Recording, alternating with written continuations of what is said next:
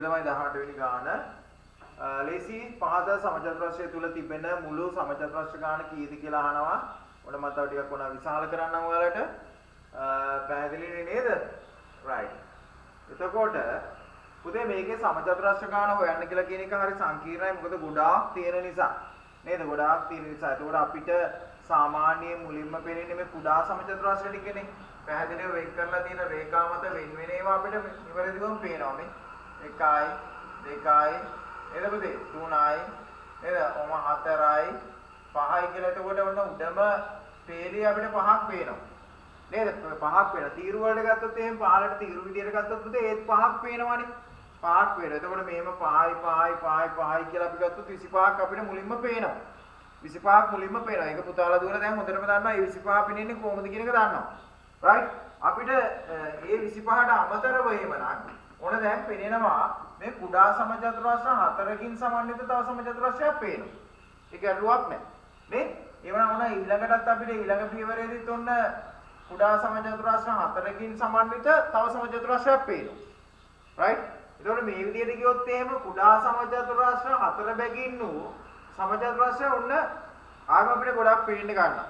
නේද? right. මේ විදිහටත් පේනවා. එතකොට ඒවත් අපි එකතු කරගන්න වෙනවා. නේ? ඒවත් අපිට එකතු කරගන්න වෙනවනේ.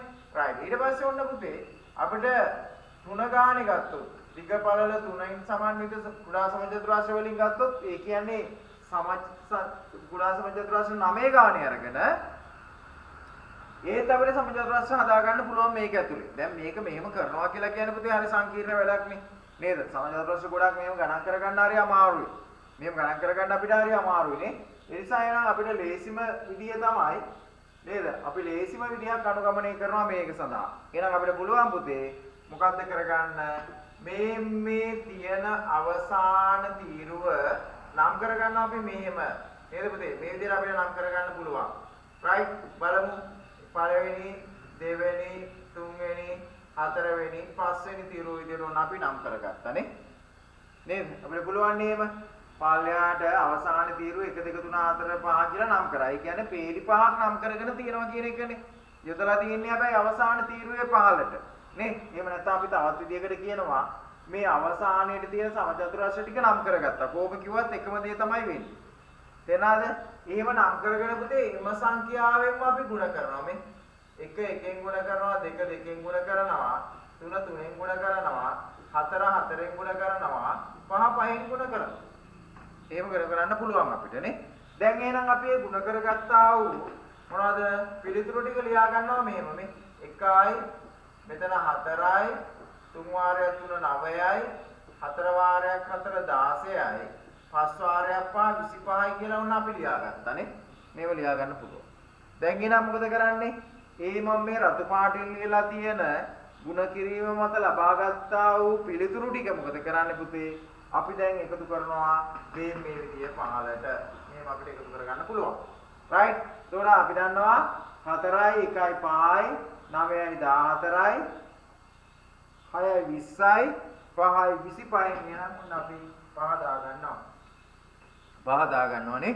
right එහෙනම් ඔන්න අපිට තව දෙකක් ඉතිරි වුණා. මේ දෙක මේ 10 ස්ථානෙට ගෙනාවා. එකතු කරනවා 10 ස්ථානය 5.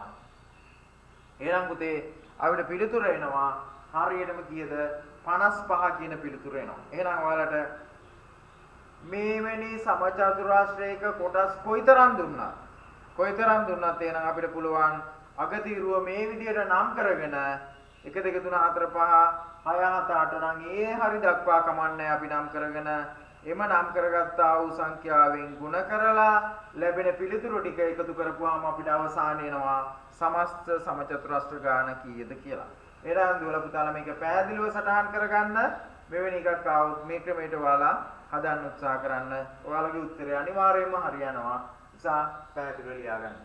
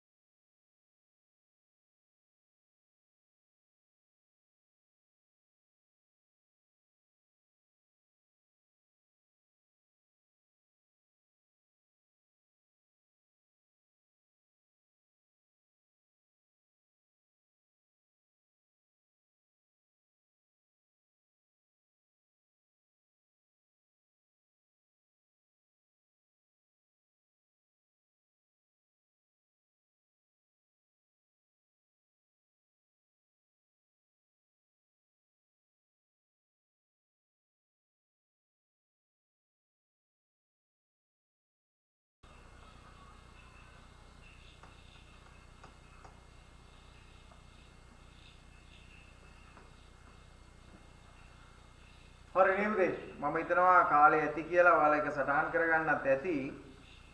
නේද? කාලය ඇතිනේ. කමන්නේ මේ ඊළඟට තියෙනවා 19 වෙනි ගාන. අපි යමු 19 වෙනි ගානට. මෙන්න ගාන. right.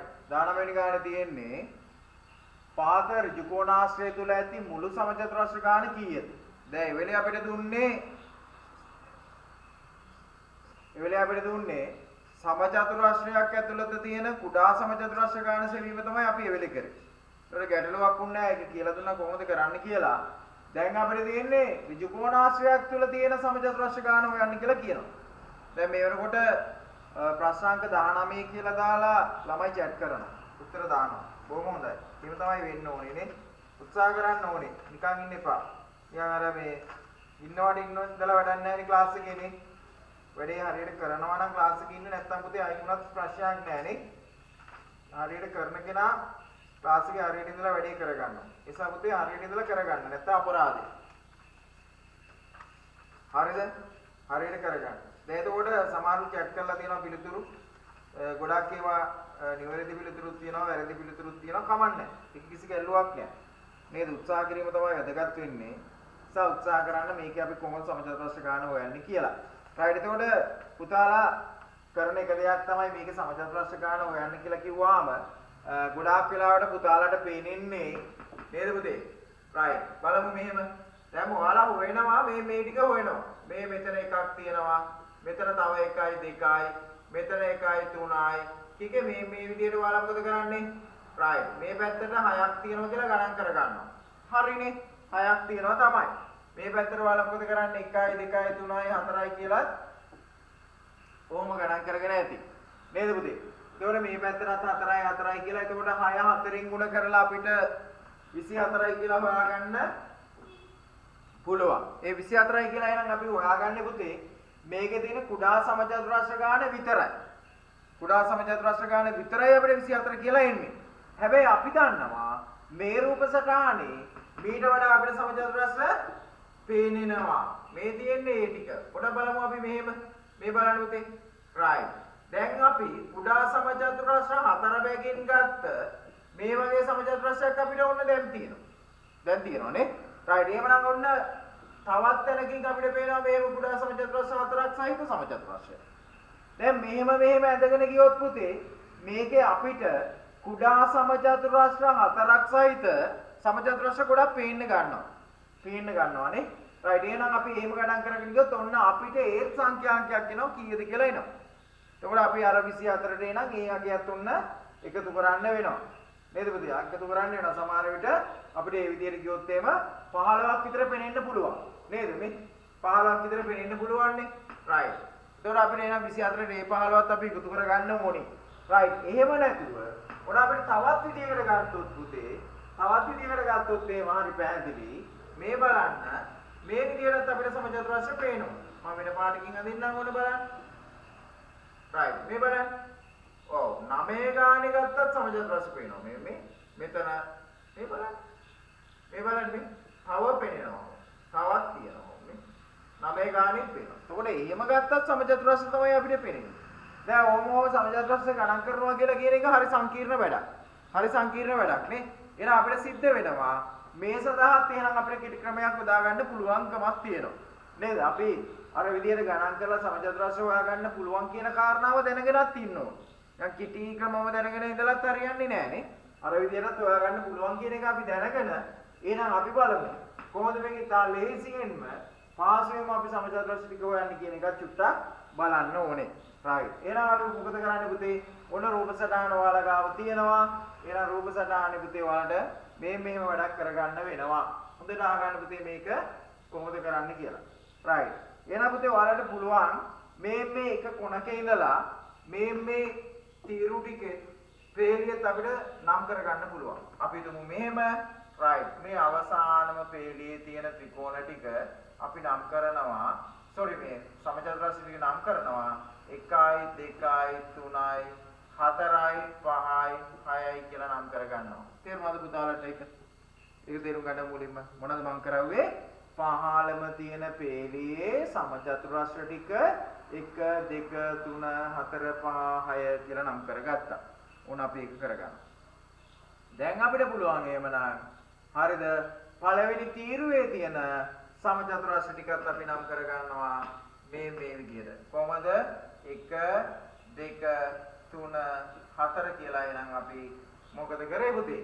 සිරස් 7ට අපි නම් කරගත්තා. මේ තියෙන්නේ අපි තිරස් 7ට නම් කරනවානේ. මේම කොළ පාටින් දක්වලා තියෙන්නේ සිරස් 7. දැන් එනම් පුතාලට පුළුවන් මෙහෙම. සිරස් 7ට ලියාගත්ත අගයන් ටිකත් තිරස් 7ට ලියාගත්ත අගයන් ටිකත් ලියා ගන්න පුළුවන්. right. ඔන්න බලා ගන්නකෝ. දැන් මම කොළ පාටින් ලිව්වා සිරස් ටික. නේද පුතේ? කොළ පාටින් තියනවා සිරස් අගයන් ටික. right. එහෙනම් මම ලියනවා 4 3 2 1 කියලා ලියනවා. කොහොමද මම ලියාගත්තේ? ඔව් වැඩිම අගයේ සිට අඩුම අගයේ දක්වා ලියා ගන්නවා. හරිද? right. එහෙමනම් ඔන්න මම නිල් පාටින් ලකුණු කරලා තියෙන තිරස් අතර තියෙන ටිකත් මම ලියා ගන්නවා මෙතන මෙහෙම. කොහොමද ලියාගන්නේ? ඔව් තිරස් වල වැඩිම අගය කීයද පුතේ? 6. හැබැයි අපි ලියන්නම ඕනේ 4 කියලා. මතක තියාගන්න. සිරස් වල අගයේ වැඩිම අගය කෙලින් තමයි තිරස් වල අගයත් අපි ලියාගන්නේ. right. එහෙනම් 6 ඊළඟට තියෙනවා 5 ඊළඟට තියෙනවා 4 ඊළඟට තියෙනවා 3 ඊළඟට තියෙනවා 2 ඊළඟට තියෙනවා 1. අනේ අපි එහෙනම් අගයන් ටික උඹ ලියා ගන්න. right. දැන් එහෙනම් අපිට හරි පැහැදිලි සිරස් වල වැඩිම අගය ඉස්සරහා තිරස් වල වැඩිම අගය තියෙනවා. පැහැදිලිනේ? ඊළඟට බලන්න මේ අගයන් හැම එකක් ඉස්සරහාම එක අගයක් තියෙනවා. එතකොට මේ අගයන් නැතිවලට එහෙනම් අපි මොකද කරන්නේ පුතේ? දාගන්නවා බිංදුව. අගයන් නැහැ නේද? සිරස් වල මෙතන අගයක් නැහැ දාගත්තා බිංදුව. මෙතන අගයක් නැහැ දාගත්තා බිංදුව. දැන් හරි අපිට පැහැදිලි. ඔන්න ඔයාලට පැහැදිලි වෙනවා පුතේ එහෙමනම් මොකක්ද? හරියටම සිරස් වල අගයත් තිරස් වල අගයත් අපි අගේ වැඩි එකේ ඉඳලා අඩු එකට ඔන්න ඔහොම ලියලා තියෙනවා. right. එහෙනම් අපි කරන්නේ මොකද්ද පුතේ? මේ අගයන් දෙක අපිට ගුණ කරගන්න පුළුවන්. මේ අගයන් දෙක අපිට ගුණ කරගන්න පුළුවන් මේ විදිහට. right. ඔයාලා මාත් එක්කම වැඩේ කරගන්න පුතේ ඈ. right. ඒකට වැඩි කාලයක් ගත වෙන්නේ නැහැ. නේද පුතේ? මේව අපි ගුණ කරගන්නවා. මේ බලන්න. සිරස් වල වැඩිම අගය 4, තිරස් වල වැඩිම අගය 6.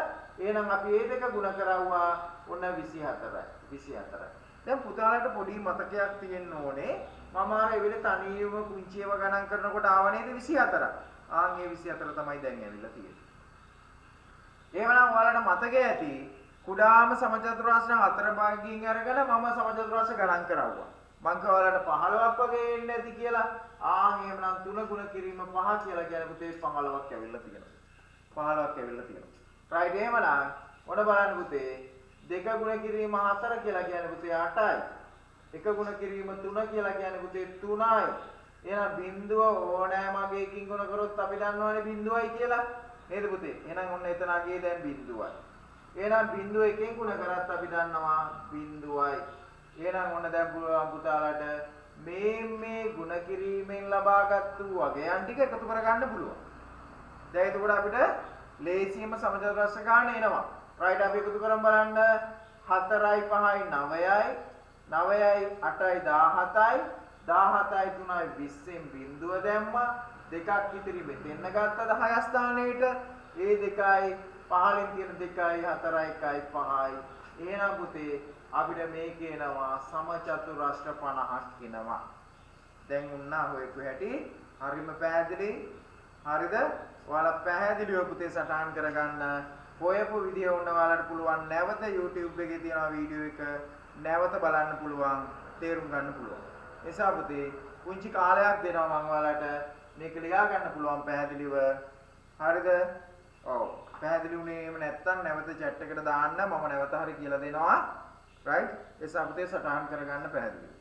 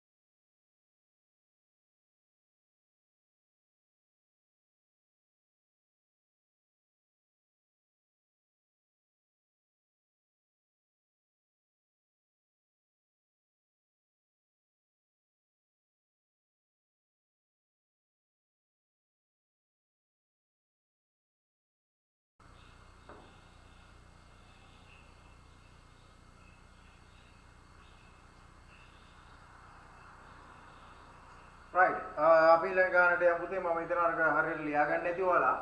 right මේකේ තියෙනවා පුතේ මෙහෙම බස් රථන ඇතුළු පොලිමක සිටගෙන සිටින සිනුත් තමාට ඉදිරියෙන් මගින් 4 දෙනෙක්ද. ඔන්න තමාට කියලා කිව්වම අපි දන්නවා නේද පුතේ? ඔව් එක්කනයි තමාට ඉදිරියෙන් අපි මේ පැත්තට හරි ගමු කමන්නේ. 4ක් කියලා කියනවා. හරිද? තමාට පිටිපස්සෙන් 5 දෙනෙක් ඉන්නවා කියලා කියනවා. එහෙනම් මේ පැත්තෙනුත් එයාට 5ක් ඉන්නවා කියලා අපි හිතමු මෙහෙම නිකන් මම මේ අදින්නේ. right 5. බව නිරීක්ෂණය කළේය. පොලිමේ සිටින මුළු මගින් ගාන කීයද කියලා අහනවා. එහෙනම් ඉදිරියෙන් හිටපු 4 දෙනයි සිනුත් ගත්තාම තවත් එතන එක්කෙනෙක් ඉන්නවා. එයාට පිටුපසින් ඉන්නවා එහෙනම් 5 දෙනෙක්. මේ ඔක්කොම එකතු කරලා ගන්නවා පුතේ 10යි කියන පිළිතුර එනවා. ගොඩාක් දුවලා පුතාලා chat කරලා තිබුණා පිළිතුර 10යි කියලා. ඒ කියන්නේ ඔයාලට මේවා ඉතා ඉක්මනින්ම හදාගන්න පුළුවන්. දැන් මේවා ඉතාම ලේසි ගණිත ගැටලු වෙලා තියෙනවා ඔයාලට හදාගන්න පුළුවන් නේද පුතේ? right එහෙනම් හරියටම හරි ඔයාලගේ පිළිතුර 10ක් වෙනවා. right ඊට පස්සේ කියනවා මෙහෙම 21 වෙනි කාණ්ඩ පුතේ බලා ගන්න. හරිද? right පොලිම හරි මැද සීමාන්ත වාඩි වී සිටි අතර ඔහුට ඉදිරි පසින් 11 දෙනෙක් ඉන්නවලු. ඕනනම් එයා දිමාන්ත කියලා කියන්නේ තවත් එක්කෙනෙක්. එයාට ඉදිරි පසින් එහෙමනම් ඉන්නවා 11 දෙනෙක්. පොලිමේ සිටින මුළු මගෙන් ගන්න කීයද කියලා අහනවා. පොලිමේ හරි මැද තමයි දිමාන්ත වාඩි වෙලා ඉන්නේ. එහෙනම් අපි දන්නවා එයාට ඉදිරියෙන් ඉන්නවා නම් 11 දෙනෙක් අනිවාර්යයෙන්ම පිටිපස්සෙන් ඉන්නවා 11 දෙනෙක්. නේද පුතේ? එහෙනම් අපිට මේ අගයන් සියල්ලම අපිට එකතු කර ගන්න වෙනවා. එහෙනම් අපි 11 2යි මෙතන 1යි කියලා ගත්තාම 23 දෙනෙක් එහෙනම් අපිට ඉන්නවා එකතු වෙනවා 23ක්. එහෙනම් පිළිතුර 23ක් වඩපත් වෙනවා. ඔයාලා chat කරලා තිබුණා 23 ගොඩක් දෙනෙක්. හොඳයි. පිළිතුර ඔයාලගේ හරි. නේද පුතේ? right. ඔය විදිහට ලියා ගන්න ඔයාලා සටහන් කරගෙන යමු. හරි ලේසි කොයි ගැටලු වක් නෑ පුතේ. ඔයාලගේ ටියුට් එක ඇතිතරම් ඔයාලා සටහන් කරගන්න ලියා ගන්න. ඒකට තමයි ටියුට් එක දීලා තියෙන්නේ. තේරෙනවද? right. ඊළඟට කියන 22 වෙනි ප්‍රශ්නේ පුතේ මෙහෙමයි කියන්නේ. sorry. 22 වෙනි ප්‍රශ්නේ කියනවා මෙහෙම.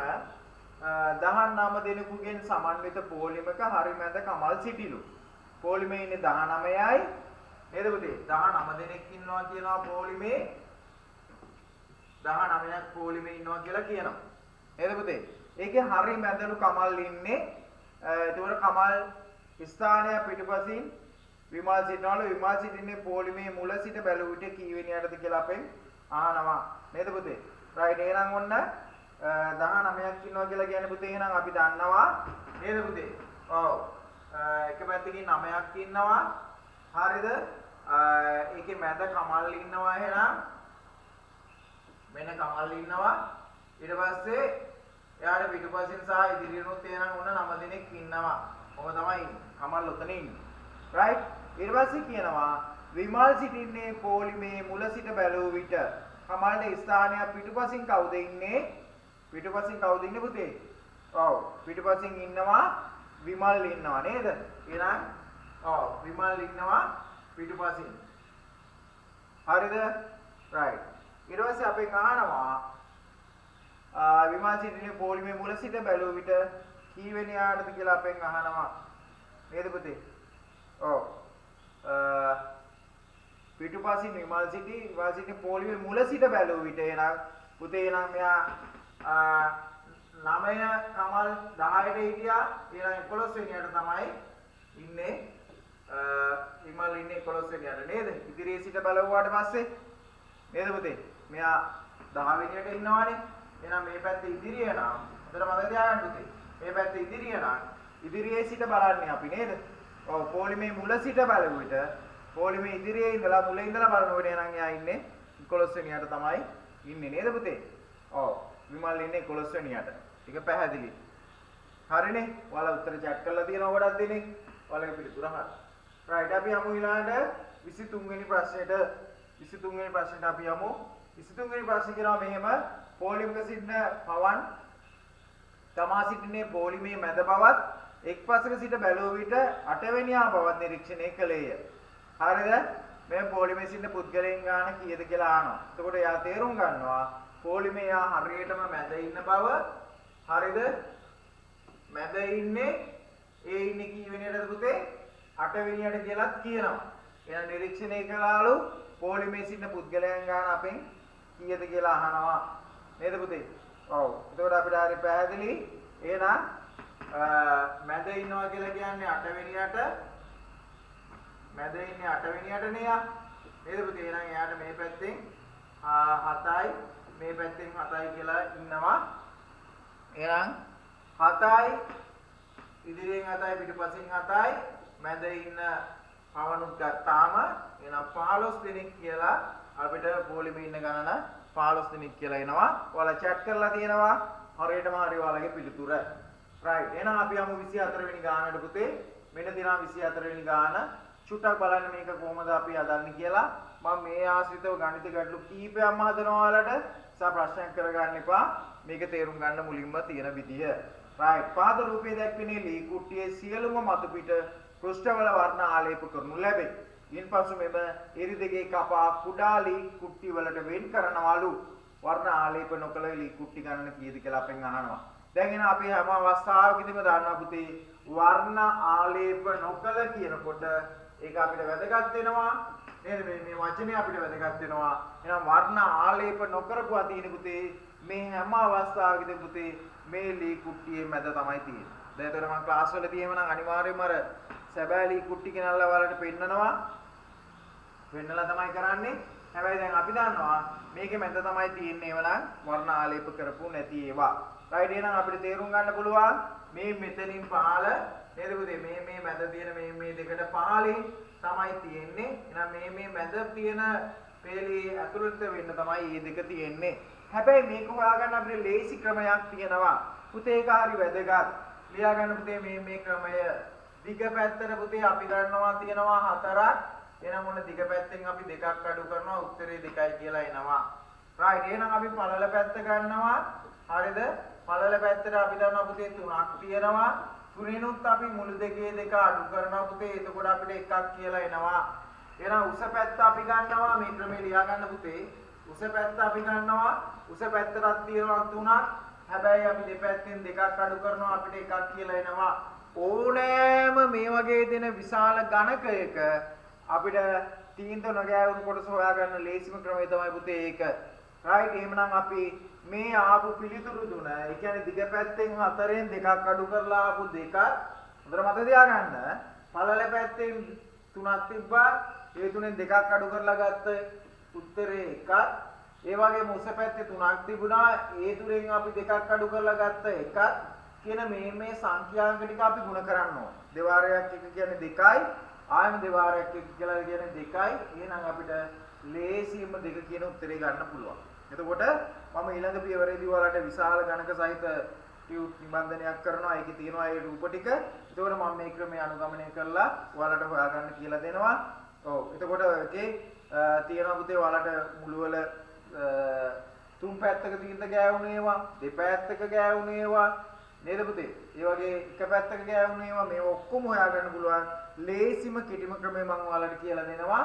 දැනට මම මේ කියලා දුන්නේ වර්ණ ආලේප නොකල කොටස හොයන්න කියලා කිව්වොත් ඕනෑම අවස්ථාවකදී ඔයාලා කරන්න ඕනේ පුතේ දිග පැත්තෙන් 2ක් අඩු කරන්න, පළල පැත්තෙන් 2ක් අඩු කරන්න, උස පැත්තෙන් 2ක් අඩු කරන්න. ඒ ලැබෙන පිළිතුරු තුන අනිවාර්යයෙන්ම ගුණ කරන්න.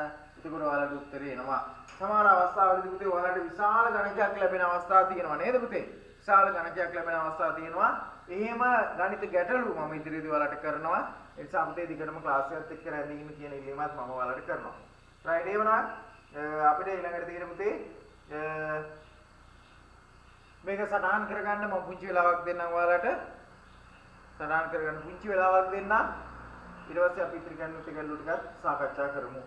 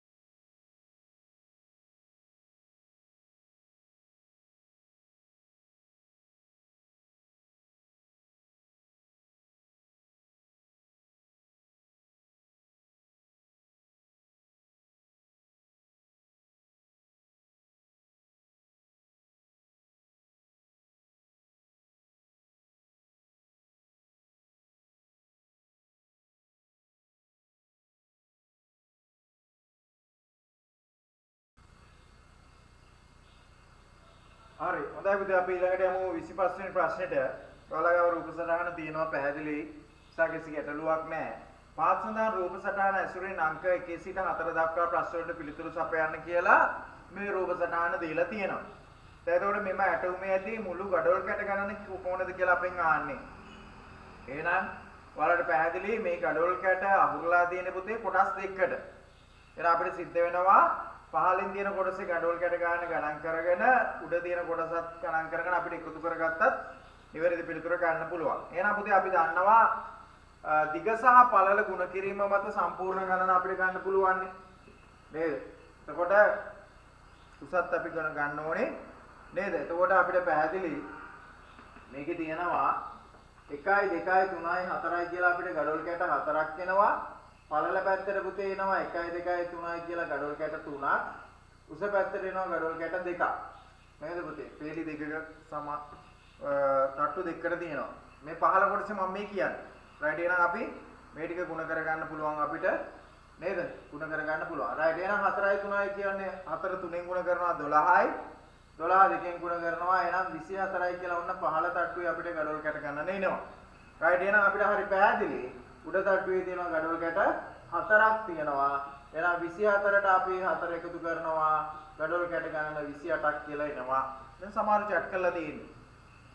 28යි කියලා සමහර chat කරලා තියෙනවා. ගොඩක් හොඳයි පුතේ. ඔයාලගේ පිළිතුරු නිවැරදි. ওই විදිහට තමයි අපි හොයාගන්නේ. රයිට්. දෙවෙනි ප්‍රශ්න කොට බලන්න. දෙවෙනි ප්‍රශ්නේ කියනවා මෙම ඇටෝමේ C පැත්තේ, ඒ කියන්නේ ගඩොල් දෙකේම හරිද? ගඩොල් දෙකේම හරිද? C පැත්තේ හරිද? පමණක් තීන්ත ආලේප කරනු ලැබේලු. හරිද? එවිට තීන්ත ආලේප නොකල ගඩොල් කැට ගන්න කීයද කියලා අපෙන් අහනවා. මේ පැහැදිලිනේ නේද පුතේ? එහෙනම් අපිට හරිය ලේසි. මොකද්ද කියන්නේ? මේ පැත්තේ තීන්ත ආලේප කරලා දැන් නම් උඩ තියෙන හතරම අයින් වෙනවා. නේද? රයිට්. එහෙනම් මෙතන බලන්න මේ ටිකම අපිට අයින් කරන්න වෙනවා. එහෙනම් පැහැදිලිනේ. ගඩොල් කැට ගන්න සම්පූර්ණ ගන්න 28ක් තියෙනවානේ. නේද පුතේ? එහෙනම් ඔන්න බලන්න මෙතන තියෙනවා 1 2 3 4යි 8යි. මෙතන තියෙනවා 4යි 12යි. නේද පුතේ? එහෙනම් අපි මොකද කරන්නේ? 28න් දැන් ඔන්න අපිට නේද පුතේ? 28න් එහෙනම් අපිට පුළුවන් 12ක් අඩු කරගන්න පුළුවන්. එහෙනම් අපි දන්නවා 28න් 12ක් අඩු කරපුවාම 16යි. එහෙනම් තීන්ත ආලේප කර නොකල ගඩොල් කැට ගන්නන 16ක් විදිහට එනවා. සමහර ළමයි උත්තර දාලා තියෙනවා හරි. 16 කියන පිළිතුර ගොඩාක් දුර පුතාලා දාලා තියෙනවා. ඔයාලගේ උත්තරේ හරි පුතේ. බොහොම හොඳයි. ඔයාලා එහෙම උත්සාහ කරන්න. එතකොට ඔයාලට මේ ගණිත ගැටලු විසඳ ගන්න පුළුවන්. රයිට්. ඊළඟට අපිට කියනවා මෙම ඇටෝමේ A, B හා C යන පැති තුනේම ගඩොල් දෙකේම මේ කියන්නේ තීන්ත ආලේප කළේ නම් අවම වශයෙන් එක් පැත්තකවත් තීන්ත ආලේප කළ ගඩොල් කැට ගන්න කීයද කියලා අහනවා. අවම වශයෙන්වත් කියලා අපෙන් අහන්නේ. නේද? අවම වශයෙන්වත් කියලා අහනකොට හොඳට තේරුම් ගන්න ඕනේ A, B, C කියන පැති තුනේම අපි ආලේප කරනවා. A, B, C කියන තුනේම අපි ආලේප කරනවා. හරිද? ඔව්. එහෙම ආලේප කරපුවාම තීන්ත ආලේප කළේ නම් අවම වශයෙන් එක් පැත්තකවත් තීන්ත ආලේප කළ ගඩොල් කැට ගන්න කීයද කියලා. ඒ කියන්නේ අපි දන්නවා පුතේ සමහර ඒ වගේ එතකොට A, B, C කියන පැතිවල තීන්ත ආලේප කරනකොට සමහර ඒ වගේ C පැත්තෙත් ගෑවෙනවා A පැත්තෙත් ගෑවෙනවා. නේද? එතකොට B පැත්තෙත් ගෑවෙනවා C පැත්තෙත් ගෑවෙනවා. එතකොට උඩ ගඩොල් වල ගත්තොත් ඒත් එහෙම තමයි. නේද පුතේ? එතකොට කොයි පැත්තක හරි ගඩොල් වල ගෑවිලා තියෙනවා. නේද පුතේ? එහෙනම් අපිට කරන්න තියෙන්නේ හොඳම දේ තමයි අපි නේද? Aත් නැති Bත් නැති Cත් නැති අනිත් පැත්තේ තියෙන නේද? අර මැද තියෙන ගඩොල් කැට ටික තමයි අපිට ගන්න වෙන්නේ නේද පුතේ? එහෙනම් අපිට හරි පැහැදිලි අර ඇතුලේ තිබුණු ගඩොල් කැට නේද? 2යි අනිත් පැත්තේ තිබුණු ගඩොල් කැට 4යි නේද පුතේ? එතන පේලි දෙකේ අපිට ඔක්කොම ගත්තොත් එහෙම ගඩොල් කැට 8ක අපිට නේද පුතේ? ආලේප නොකල ගඩොල් කැට ගන්න කීයද කියලා අහනවා. එහෙනම් අපිට ගඩොල් කැට 8ක් එනවා. මේ 8 තියෙන්නේ එතකොට එහෙමනම් මේකෙන් එහා පැත්තේ තමයි තියෙන්නේ. A පැත්තෙත් නෙමෙයි B පැත්තෙත් නෙමෙයි C පැත්තෙත් නොවන පැත්තක. එහෙනම් මේ ගඩොල් කැට 8 තියෙනවා. right එහෙනම් අපි යමු ඒකේ ඊළඟ ප්‍රශ්නෙට යමු මෙම ඇටෝමේ AB C යන පැති තුනේම gadol දෙකේම තීන්තාලේප කරන ලදී අම වශයෙන් එක් පැත්තකවත් තීන්තාලේප නොකළ gadol කැට ගන්න අපෙන් කීයද කියලා අහනවා නේද පුතේ ඔව් අවම වශයෙන් කියලා අපෙන් අහන්නේ පළවෙනි එක අහන්නේ තීන්තාලේප කළ gadol කැට ගන්න නේද පුතේ alright එහෙනම් ආව් මෙතනදී ආව් පොඩ්ඩක් බලන්න පුතේ මේක චුට්ටක් වැරදුනා තුන්වෙනි එකේදී තියෙන්නේ අවම වශයෙන් එක් පැත්තකවත් තීන්තාලේප කළ gadol කැට ගන්න නේ එහෙනම් අපිට ආවේ පුතේ අර එහා පැත්තේ තියෙන හතර අඩු කරාට පස්සේ 24යි ඉන්නේ 8 නෙවෙයි ඈ 8 නෙවෙයි ඉන්නේ 24යි ඉන්නේ ඒක පොඩ්ඩක් වැරදුනා මෙතනනේ මෙතන ආන්නේ තීන්තාලේප කළ gadol කැට ගන්නනේ එහෙනම් 24යි ඉන්නේ මොකද අර පැත්තේ තියෙන හතරක ගෑවිලා නැහැ එතකොට 28න් හතරක් අපි අඩු කරපුවාම හරියද 24 තමයි එන්නේ. පස්වෙනි එකේ තියෙන්නේ පුතේ මේක අපෙන් ආන ABC යන පැති තුනෙන්ම නේද gadol දෙකේම තීන්තාලේප කරන අවම වශයෙන් එක් පැත්තකවත් තීන්තාලේප නොකළ කොටස. එහෙනම් පුතේ ඒකේ මැද තමයි තියෙන්නේ. නේද? මැද තියෙනවා එහා පැත්තේ තියෙනවා. එහෙනම් අපිට gadol කැට 8ක් ලැබෙනවා. 8ක් ලැබෙනවා නේද පුතේ? එහෙනම් ඒකේ උත්තරේ ඉන්න ඕනේ 8 කියලා ඉන්න ඕනේ. 8 කියන එකේ ඉන්න ඕනේ. right? මේක ඔයාලට තේරුම් ගන්න වඩාත් හොඳම විදිය තමයි ප්‍රායෝගිකව ඇත්තටම ගත්තොත් එහෙම gadol කැට හරි ලී කුට්ටි හරි මොනවා හරි තියලා බලපුවාම තමයි මේක ප්‍රායෝගිකවම ඔයාලට තේරෙන්නේ මොකද අපි රූප සටහනක පෙන්වුවාට පුතේ එහා පැත්ත කියලා කිව්වට ඔයාලට මේක සමහරට තේරෙන්නේ නැති වෙන්න පුළුවන් හරිද right ප්‍රශ්නේ තියෙන්නේ මෙතන ගොඩවල් දෙකක් සමාන්විතව තියෙන නිසා තමයි මෙතන ප්‍රශ්නේ තියෙන්නේ right ඉතින්දී මම පොඩ්ඩක් බලන්නම් ඒක අර වීඩියෝ එකකින් හරි අරගෙන සම්බන්ධ වෙන හැටි ටිකක් අරගෙන මම පොඩ්ඩක් බලන්නම් ත්‍රිමාන විදියට ඒක පෙන්වන්න පුළුවන්ද කියලා. හරි. දැනට එහෙමනම් අපිට මේ පිළිතුරු තමයි එන්නේ. right 26 වෙනි ගාන චුට්ටක් අපි හදලා මේමු. හරි ලේසි. right. රූපේ දැක්කන හරි හතරස් ලී කුට්ටියේ මතු පිට සායම් ආලේප කර ඉරිදිගේ කුඩා කැබලි වලට කපන ලදී. හරිද? right. එකෙන් අපෙන් අහනවා ඉරිදිගේ කුඩා කැබලි වලට කපා වෙන් කළ විට කිසිම පැත්තක සායම් නොගෑවුණු. කැබලි ගාන කීයද කියලා අහනවා. අර ක්‍රමයේම ඔයාලට අනුගමනය කරන්න පුළුවන්. මොකද්ද මම කිව්වේ? ඔව් මම නැවත ඒක කියලා දෙනවා. මොකද්ද? ඔව් දිග පැත්ත ලියනවා 3යි 2ක් අපි අඩු කරා උත්තරේ 1යි. ඔන්න බලන්න පුතේ පළල පැත්ත ලියනවා 3යි 2ක් අඩු කරා 1යි. උස පැත්ත අපි ලියනවා 3යි 2ක් අඩු කරනවා 1යි. හරිද?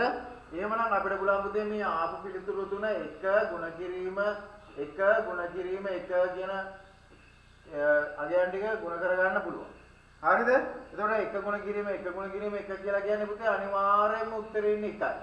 එහෙනම් හරියටම මේකේ මැද තියෙන්නේ 1යි. බලන්න හරියට මේක තේරුම් ගන්න පුළුවන් ඔයාලට. මේකේ මැදම තමයි මේ 1 තියෙන්නේ. සා මේ ක්‍රමයට හදන්න අනිවාර්යයෙන් පුතේ ඔයාලගේ උත්තරේ හරියනවා. සා බය වෙන්න එපා. මේ ඔයාලට අර වගේ සංකීර්ණ එකක් බොහෝ දුරට එන්නේ නැති වෙයි. හැබැයි මේ වගේ එකක් එන්න ඉඩ තියෙනවා. මොකද ගිය අවුරුදු වල ගත්තොත් එහෙම මේ හා සමාන ප්‍රශ්න තමයි ඇවිල්ලා තියෙන්නේ. සා නැවත පොඩ්ඩක් බලන්න. මේ ක්‍රමයේම අනුගමනය කරන්න ඔයාලගේ උත්තරේ අනිවාර්යයෙන්ම හරියනවා. සා කිසි ගැටලුවක් ඇති කරගන්න එපා. හරිද? right. ඒකේ දෙවෙනි ප්‍රශ්නේ තියෙනවා පුතේ මේ විදිහට ඉරි දිගේ කුඩා කැබලි වලට කපා වෙන් කළ විට මුහුණත් එකක පමණක් සායම් ගෑවි ඇති කැබලි ගාන කීයද කියලා අපෙන් අහනවා. එහෙනම් පුතේ අපිට පැහැදිලි එකක විතරක් ගෑවිලා තියෙනවා. එක පැත්තක පමණක් ගෑවිලා තියෙනවා. මේ මැද තමයි තියෙන්නේ නේද පුතේ? මැද තමයි තියෙන්නේ. එහෙනම් එක පැත්තක හරියටම මැද පිටලා තියෙනවා. ඒවනම් එක පැත්තක එකක් තියෙන නිසා එනම් පැති හයට හරියටම 6යි තියෙන්නේ. ඔයාලා chat කරලා තියෙනවා. ඒ උත්තර හරි ඔයාලගේ. ඒ උත්තර හරි. ඔයාලකට පුංචි අවුලක් වගේ ඇති උඩ එක. ඒක මට හරියටම ඇතුළ පෙන්වන්න බෑ. හරිද? මේ ටික හරියටම තේරුම් ගන්න පුතේ. හරි. right. ඊළඟට බලන්න මේක. right. තුන්වෙනි ප්‍රශ්නේ තියෙනවා. මේම ඉරිදිගේ කුඩා කැබලි වලට කපා වෙන් කළ විට මුහුණක් දෙකක පමණ සායම් ගෑවු ඇති කුඩා ගණක ගාන කීයද කියලා අහනවා. ඒක හොයාගන්නත් අපිට අර ලේසි ක්‍රමයක් තියෙනවානේ. මුහුණක් දෙකක ගෑවුම් ඒවා තියෙන පුතේ හරියටම තියෙන මේ ධාරවල තියෙන්නේ. මේ බලන්නකෝ එකත් අර ලේසි තේරුම් ගන්න. එතකොට මේ ඔයාලට පේනවා මේ ධාරවල තමයි තියෙන්නේ. මේ රතු පාටින් මම ලකුණු කරන්නම්. මේ මුහුණක් දෙකක ගෑවිච්ච මේ ධාර එක හරියටම එක ගානේ තියෙනවා. නේද? එහෙනම් ඔන්න ඔයාලට උත්තරේ හරි ලේසියෙන් හොයාගන්න පුළුවන්. කොහෙද? දාර 12ක් තියෙනව නිසා එක දාරයක එක බැගින් තියෙන්නේ දාර 12ක් තියෙන උත්තරේ 12යි. හරි ලේසියෙන් හොයාගන්න පුළුවන්. තේරෙනවද කියන එක? ඔයාලගේ උත්තර chat කරලා තියෙනවා හරියටම හරි. right එහෙනම් අපි පස්වෙනි ගානට යමු. පස්වෙනි ගානේ කියනවා පුතේ පාද සඳහන් නෑ sorry. ඉරිදිගේ කුඩා කැබලි වලට කපා වෙන් කළ විට මුහුණක් 3ක පමණ සායම් ගෑවිලා තියෙනවා. ඒ කාර්යය අපි හරියටම දන්නවා පුතේ කවදාවත් වෙනස් වෙන්නේ නෑ. කොහෙද තියෙන්නේ? ශීර්ෂ 8 විතරයි තියෙන්නේ. එහෙනම් හරියටම 8 කියන පිළිතුර ඔයාලට එන්න ඕනේ. 8 කියන පිළිතුර එන්න ඕනේ. මේ බලන්න මේ හරියටම තින්ද ගෑවිලා තියෙනවා. මේ බලන්න පුතේ. මේ ශීර්ෂ වලනේ පිටලා තියෙන්නේ මේ. පැහැදිලිනේ? මම මේ වෙන පාඩකින් ඇදලා පෙන්නනවා ඔයාලට මේ හරියටම මේ මුළු වල තියෙන වගේ විතරයි තියෙන්නේ. තුන් පැත්තක ගෑවිලා තියෙනවා. එහෙනම් අපිට එහෙම ඒවා 8ක් තියෙනවා නේද පුතේ? 8ක් තියෙනවා. නිසා අපි පිළිතුර 8යි කියලා එහෙමනම් දානවා. එතකොට මේ පිළිතුර තමයි හරියන්නේ. right එහෙමනම් අපි අද ගණිත ගැටලු ගණනාවක් බලමු. right 27 වෙනි ගාන තියෙනවා පුතේ මෙහෙම පහත සඳහන් රූපේ අඳුරු කර නොමැති කොටස මුළු රූපේ කීයෙන් පංගුවක්ද කියලා අහනවා. එතකොට පැහැදිලි අපිට මේකේ වැදගත්ම වචනේ තියෙන පුතේ මේ වචනේ. මොකද්ද? අඳුරු කර නොමැති කොටස කියන එක වැදගත් වෙනවා. ගොඩාක් වෙලාවට ළමයි ඕක තමයි වරද්දන තැන. සමහර විට ඔයාලට මේ රූපයක් දකින්නකොට මතක් වෙන්නේ අඳුරු කළ කොටස මුළු රූපයෙන් කවර භාගයක්ද කියලා තමයි ඔයාලා ලියන්නේ. හැබැයි දැන් අපිට පැහැදිලි ප්‍රශ්නේ කියනවා පුතේ මේ අඳුරු කරලා නැති මේ කොටස් ටික තමයි අපෙන් අහන්නේ නේද? පංගුවක් විදිහට භාග සංඛ්‍යාවක් විදිහට ලියන්න කියලා අපෙන් කියනවා. ඒතකොට අපි තේරුම් ගන්න ඕනේ එහෙනම් මුලින්ම මේ රූපයේ තියෙන සමස්තය අපි තේරුම් ගන්න ඕනේ. සමස්තය තේරුම් ගන්න ඕනේ. ඔයාලට පේනවා පුතේ පැහැදිලිවම මේ විශාල රූපේ කුඩා සමචතුරස්‍ර ගණනාවකට බෙදලා තියෙනවා. ඒක හරි පැහැදිලි. පේනවනේ. ඊළඟ පුතේ අපි මුලින්ම කරගන්න ඕනේ දෙයක් තමයි මේ විශාල රූපේ අපි තේරුම් ගන්නවා. මේ රූපේ තියෙන සම්පූර්ණ සමචතුරස්‍ර ගාන එහෙම නැත්නම් අපි තවත් විදිහකට කිව්වොත් වර්ගඵලයේ කොටු වලින් මේ කියන්නේ. ඒතකොට අපිට හොයාගන්න ඕනේ සම්පූර්ණ කොටු ගාන කීයද කියලා. ඉතින් අපි දන්නවා ඒක හොයාගන්න ලේසිම විදිහ තමයි දිග පළලින් ගුණ කරලා අපිට හොයාගන්න පුළුවන්. right එහෙනම් අපි බලමු පුතේ මෙහෙම 1 2 3 4 5 6 7යි. right එහෙනම් ඔන්න මේ පැත්තට කොටු 7ක් තියෙනවා. එහෙනම් මේ පැත්තට බලමු 1 2 3 4 5 6 7. එහෙනම් ඔන්න ඔව් පහළට බලනකොටත් අපිට කොටු 7ක් තියෙනවා. එහෙනම් පුතාලා දන්නවා නේද? දිග ගුණ කිරීම පළල right ඒ කියන්නේ 7 ගුණ කිරීම 7 සමානයි 49. 49ක් කියලා දැන් අපිට එනවා සමස්තය. දැන් අපි තේරුම් ගන්න ඕනේ ඊළඟට මේ 49න් පුතේ අඳුරු කරලා තියෙන කොටස කොපමණද කියලා අපි තේරුම් ගන්න ඕනේ. දැන් බලන්න දීලා තියෙන ඊතලයක් ඉහළට මේ ඊතලේ හරිද? ඔව්. මේ යට කොටස අපිට හරි පැහැදිලි. ඕන බලන්න පුතේ මම සුදු පාටින් අඳිනවා. මේ යට කොටස පේනවා හරියටම කොටු භාග දෙකක් එන්න තමයි අරගෙන තියෙන්නේ. එතකොට කොටු භාග දෙකකින් එකතු වෙලා තමයි පුතේ මෙතන එක කොටුවක් හැදිලා තියෙන්නේ. දැන් ඒතකොට ඒ වගේම තමයි පහලින් තව කොටුවක් එනවා. පහලින් තවත් කොටුවක් එනවා. එහෙමනම් අපිට පැහැදිලි මේ මෙතන පුතේ කොටු තුනක් තියෙනවා. මොන දැන් කොටු තුනක් අපි ගණන් කරගත්තා. කිසි ගැටලුවක් නැහැ. right ඊට පස්සේ අපිට මේ රූපේ නැවත මේ කොටු ටික බෙදා ගන්න පුළුවන් පුතේ මේ මෙහෙම අපි බලමු කොටු කීයක් තියෙනවද කියලා. දැන් එහෙනම් ඔන්න පැහැදිලි පහලින් 3යි මෙතන 1යි 4යි මෙතන 1යි 5යි. දැන් අපිට පුළුවන් පුතේ ඊළඟ අවස්ථාවේදී මේ මෙහෙම වැඩක් කරගන්න.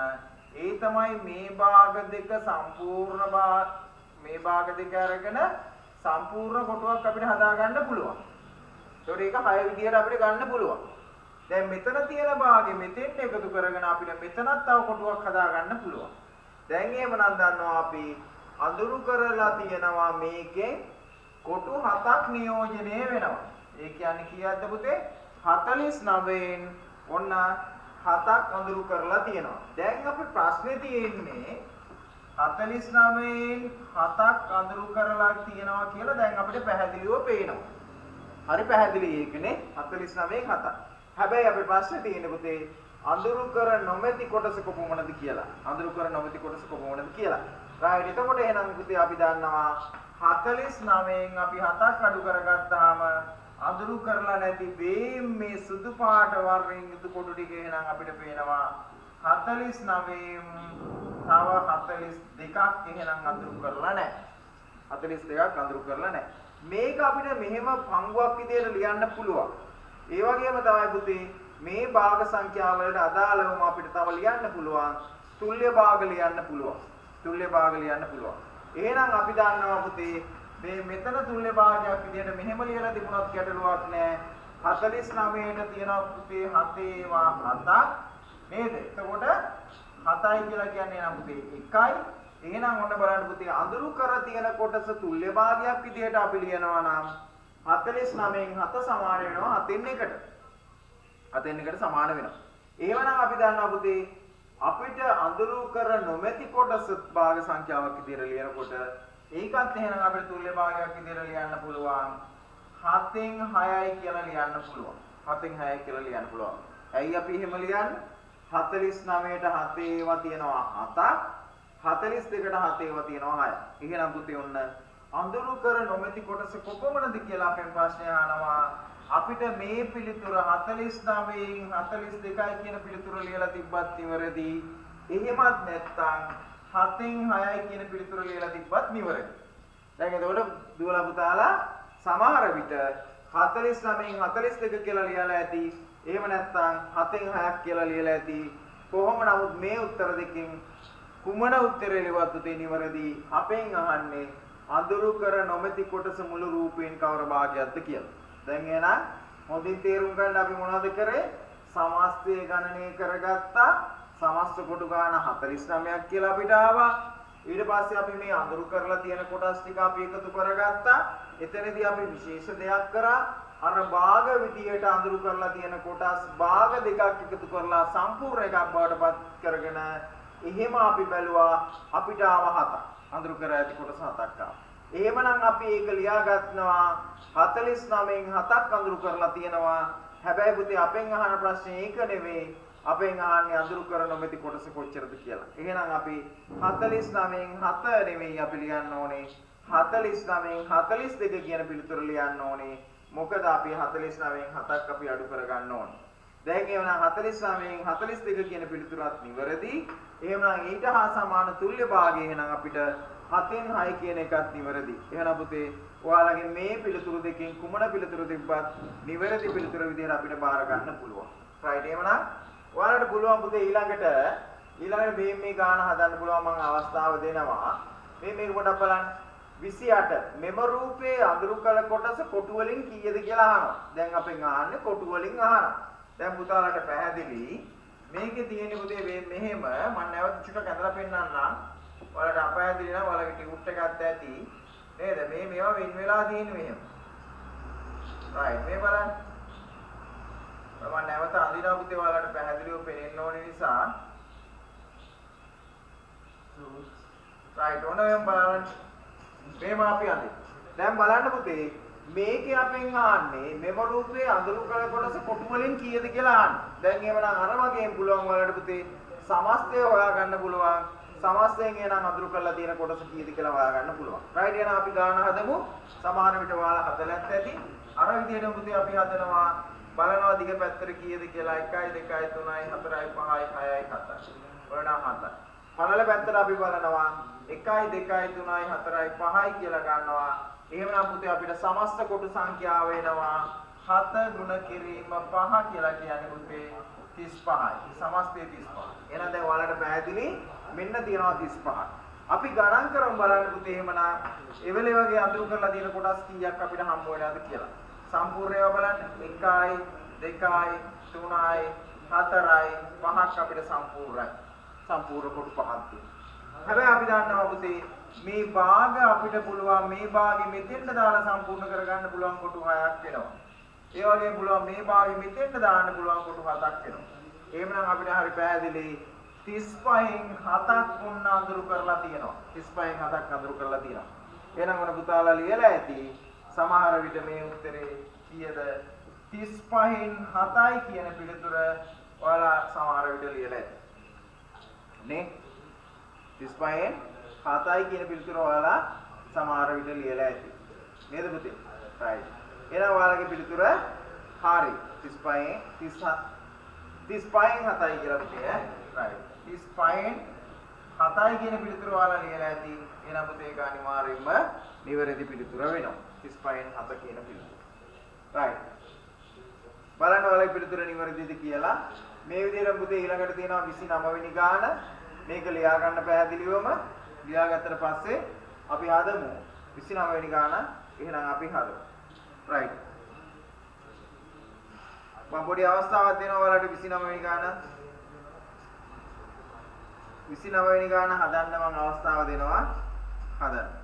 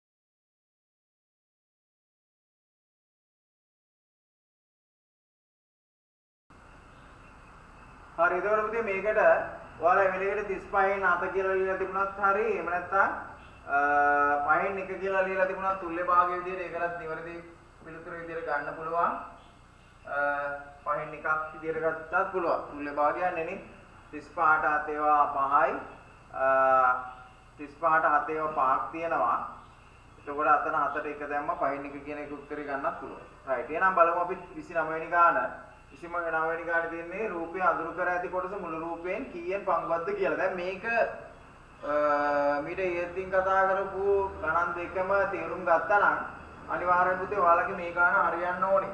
මේක වරදින්න බෑ. නේද? ඒ කියන්නේ උඩ එක හරියටම තේරුම් ගත්ත කෙනාට මේක අනිවාර්යයෙන්ම හදන්න පුළුවන්. ඒ නිසා හදාලා නිවැරදි උත්තරේම ගන්න ඕනේ. නැතුව වැඩක් නැහැ ඉතින්.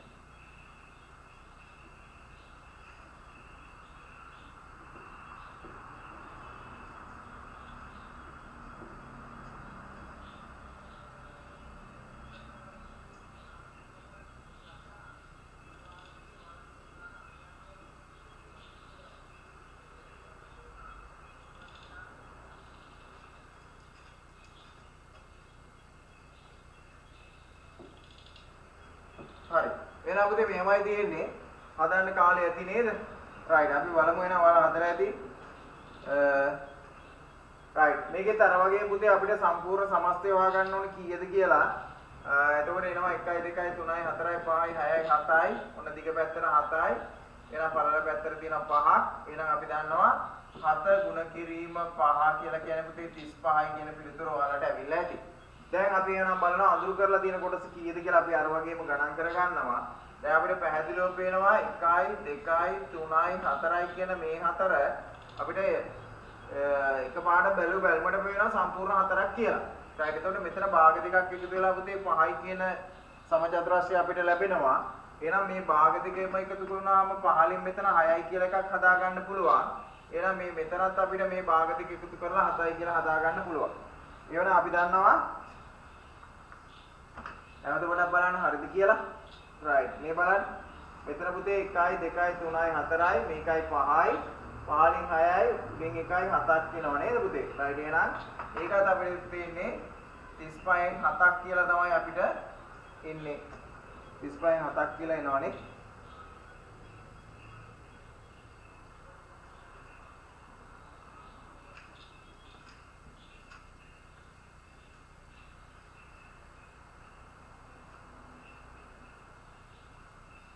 හරිනේ. right 35න් 7යි කියන පිළිතුර එවනම් වලට ඇවිල්ලා ඇති. right අපි යමු වෙනා පුතේ ඊළඟ ගානට. ඊළඟ ගාන තියෙන මේක ලේසි. පසුගිය කාලයේ ශ්‍රී ලංකාවේ ජල විදුලි බලාගාරවල විදුලි නිෂ්පාදනය ක්‍රමානුකූලව පහත වැටුණි. මේකට පිළිගත හැකි හේතුව වන්නේ කියලා අපෙන් අහනවා. නේද? පළවෙනි එක අහනවා කියන උත්තරේ ශ්‍රී ලංකාවේ සියලුම ජල විදුලි බලාගාරවල කාර්මික දෝෂයක් ඇතිවීම. ජල විදුලි බලාගාරවල අපිට කියන්නේ නේ. right ඊළඟ කියන නොරොච්චෝලේ ගල්ලංගුරු විදුලි බලාගාරයේ ඇති වූ කාර්මික දෝෂය. ඊට පස්සේ අපිට පිළිගත හැකි එකක් තමයි තුන්වෙනි උත්තරේ එහෙමනම් තියෙන්නේ ශ්‍රී ලංකාවට ප්‍රමාණවත් තරම් වර්ෂාපතනයක් කියලා තියෙන්න ඕනේ. නොලැබීම කියන කාරණාව තමයි අපිට ගන්න තියෙන්නේ නේද පුතේ? එහෙනම් තුන්වෙනි උත්තරේ තමයි නිවැරදි පිළිතුර විදිහට අරගන්න පුළුවන් වෙන්නේ. නේද?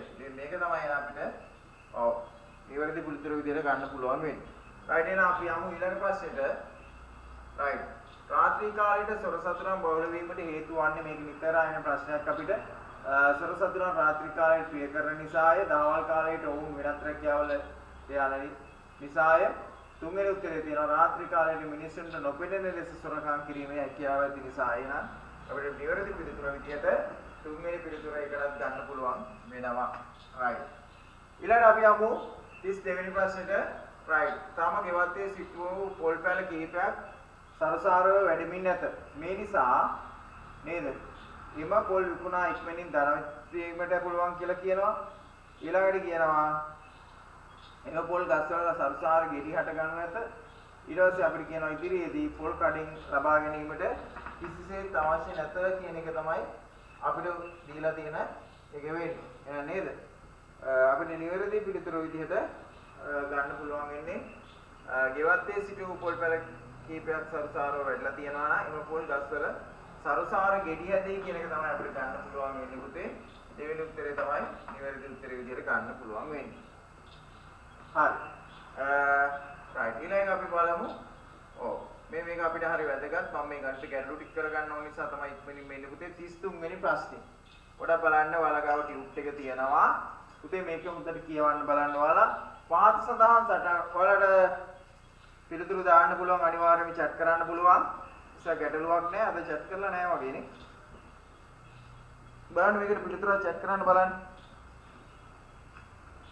අවස්ථාව දෙනවා 33 වෙනි ගාන තියෙනවා මේව පුතේ පාත් සඳහන් සටහනේ දැක්වෙන්නේ වෘත්තයක් මැදින් ඇණයක් ගසා ඔයාලා මේ වගේව දන්නවද නේද වාසනා චක්‍රය වගේ තියෙන එකක් නේ ගසා කැරකිය හැකි ලෙස සකස් කෙරූ චක්‍රයක ඇටවුමකි එම චක්‍රයේ කරකවා අතහැරිය විට වට කීපයක් කරකෙවි අංක 1 තිබෙන ස්ථානයේ E අක්ෂරයේ පැමිණ නැවතුණි එවිට H නම් අක්ෂරයේ තිබිය යුත්තේ කුමන ඉලක්කමට ඉදිරියෙන්ද කියලා අපෙන් අහනවා පුතේ නා අපි තේරුම් ගන්න ඕනේ මුලින්ම මේ කියන කාරණාව මුලින්ම තේරුම් ගන්න ඕනේ. මේකේ කියනවා අපිට මෙහෙම හරිද මේ අංක වැදගත් වෙනවා. චක්‍රය දැන් අපි හිතනවා පුතේ මේ පැත්තට කරකනවා කියලා අපි හිතමු. right. මේ පැත්තට අපි කරකනවා. දැන් ඔයාලා මේ වගේ දේවල් කරලා ඇති. මේව කරකනවා කියලා අපි හිතමු. මේ පැත්තට කරකවුවට පස්සේ අංක 1 කියන ස්ථානයට E අක්ෂරය එනවලු. අංක 1 කියන තැනට මොකක්ද එන්නේ පුතේ? මේ E අක්ෂරය එනවලු. මේ තියෙන්නේ 1 කියන තැනට එහෙනම් දැන් තියෙන්නේ අලුතෙන් E අක්ෂරය. මොනවම එනවා. දැන් අපිට පැහැදිලි එහෙමනම් පැහැදිලි නේද පුතේ? ඔව්. ස්ථානය එහෙමනම් පුතේ 4ක් ඉදිරියට ගිහිල්ලා තියෙනවා. 4ක් අපිට ඉදිරියට යනවා නේද පුතේ? right. මේ බලන්නකෝ. A කියන ස්ථානයට එනවා E එනවා. දැන් එතකොට අපිට පැහැදිලි 1 2 3 4යි 5ක් කොහොම ඉස්සරහට ගිහිල්ලා තියෙනවා. දැන් අපෙන් අහනවා H කියන ස්ථාන අක්ෂරයේ තිබිය යුත්තේ කුමන ඉලක්කමට ඉදිරියෙන්ද කියලා අපෙන් අහනවා. H නේද? එහෙනම් පුතේ අපි දන්නවා මේ බලන්න H නම් අපි මේ පැත්තෙන් මේව 5ක් ඉස්සරහට යනවා නම් මේ පැත්තෙනුත් 5ක් අපි ගණන් කර ගන්නවා ඉදිරියට යනවා. එහෙනම් 1 2 3 4 5යි කියනකොට එහෙනම් මේ 4 ඉලක්කම ගාවට එහෙනම් H එන්න පුළුවන්. එහෙනම් පුතේ අපිට නිවැරදි පිළිතුර වෙන්නේ මොකද්ද? මේ 4 කියන ඉලක්කම ඉස්සරහට තමයි H එන්න පුළුවන් වෙන්නේ. දැන් මේක තේරුම් ගන්න පුළුවන් ඔයාලට. නැවත මම ඔන්න කියනවා. මොකද්ද අහගන්න? 1 කියන ස්ථානයට E එනවා නම් මේ 1 කියන තැනට පුතේ E එනවා. කරකනවනේ මෙහෙමනේ. කැරකිලා ගිහිල්ලා. එහෙම 1 කියන තැන E තියනවා නම් අපි දන්නවා ස්ථාන 5ක් ඉදිරියට ගියා නම් මෙතෙන් සිට ආය අපි ස්ථාන පහක් ගණන් කරා නම් පුතේ ඉච්ඡාපුරේ ඉඳලා ඉච්ඡාපුරේ නම් දැන් පිටලා තියෙන්නේ කීයද? 4 කියන ඉලක්කමේ තමයි දැන් පිටලා තියෙන්නේ. ඒ වුණා පුතේ මේ වගේම ගණන් තියෙනවා ඊළඟට දෙකක්. මම ඔයාලට අවස්ථාව දෙනවා. ඉතිරි ගණන් දෙක අනිවාර්යයෙන්ම හදන්න වලා හරියන්නම හදන්න වරදින්න හදන්න එපා. හොඳට තේරුම් අරගෙන පුංචි කාලයක් අරගෙන හදන්න මම ඔයාලට කාලය දෙනවා.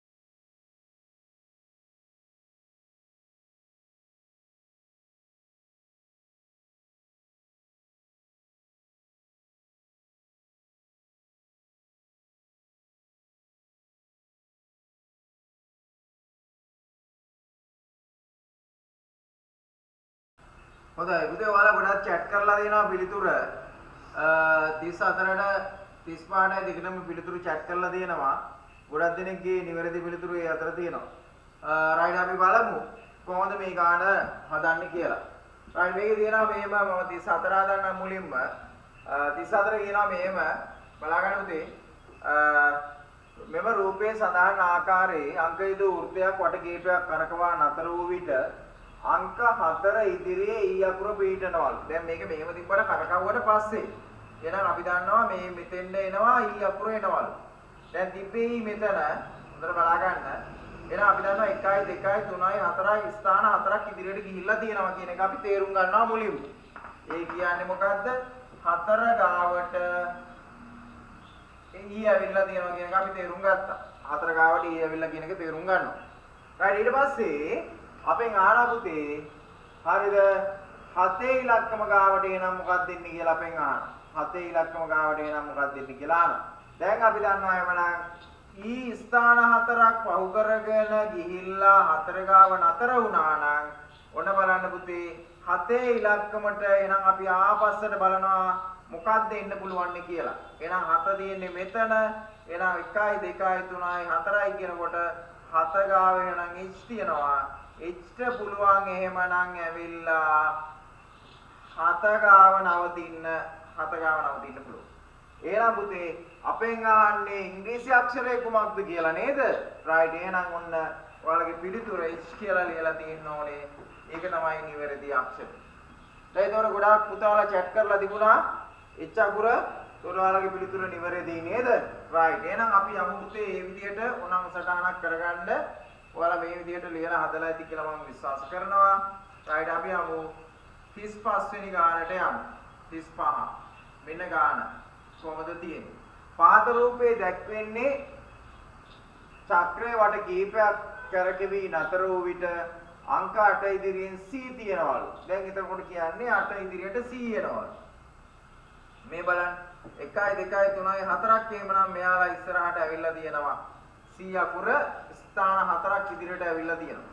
දැන් අපෙන් අහනවා 8 ඉදිරියට පුතේ C ආවනම් 8 ඉදිරියට C ආවනම් 12 ඉදිරියට පීඩන අක්ෂරය කුමක්ද කියලා. දැන් එහෙනම් මෙන්න 12 කියන තැනට එන්න පුළුවන් අක්ෂරය අපෙන් අහනවා මොකක්ද කියලා. නේද? එහෙනම් අපි බලමු 12 ඉඳලා ආපස්සට අපි හතරක් බලනවා. එහෙනම් පුතේ 1යි 2යි 3යි 4 කියනකොට E කියන අක්ෂරය තමයි එහෙමනම් කැරකිලා ඇවිල්ලා මේ 12 ගාව නවතින්න පුළුවන් වෙන්නේ. එහෙනම් පුතේ ඔයාලගේ පිළිතුර E කියලා ඔයාලා සඳහන් කරලා තියෙන්න ඕනේ. E කියලා සඳහන් කරලා තියෙන්න ඕනේ. එතකොට මම දැක්කා ගොඩාක් දුවලා පුතාලා E කියන අක්ෂරයේ පිළිතුර විදියට chat කරලා තියෙනවා නේද? right එහෙනම් ඔයාලගේ පිළිතුර නිවැරදි කියලා මට හිතෙනවා. ඔයාලා හදලා තියෙනවා එහෙනම් හරියට නේද පුතේ? right. අපිට එහෙනම් ඊළඟට තියෙනවා පුතේ 36 වෙනි ගාන ඉඳලා මේ ටියුට් එක අවසන් කරන්න ගණන් 40 දක්වා ගණන් කීපයක් තියෙනවා. ගණන් 5ක් තියෙනවා. right එහෙනම් 36 ඉඳලා ගණන් 5 ඔයාලා දැන් හදලා තියාගන්න. මම ඊළඟට ඔයාලත් එක්ක සාකච්ඡා කරන්නේ ඒ ගණන් ටික. right එහෙමනම් පුංචි අවස්ථාවක් දෙනවා විනාඩි 5ක්වත් දෙන්නේ නැහැ මම. නේද? පුංචි කාලයක් දෙනවා. ඒ අතරතුර ඔයාලා අනිවාර්යයෙන්ම හදන්න ඊළඟ ගණන් 5.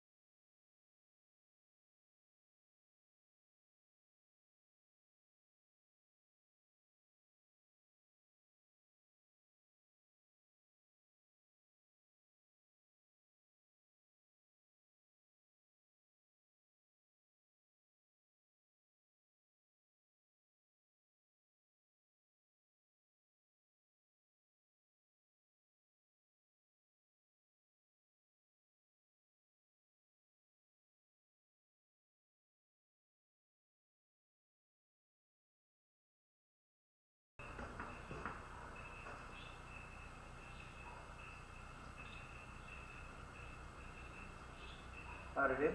right අපි මෙතන ඉඳලා පුතේ සාකච්ඡා කරන්න තියෙන 36 වෙනි ගානේ ඉඳලා පේනව නේද ඔයාලට right?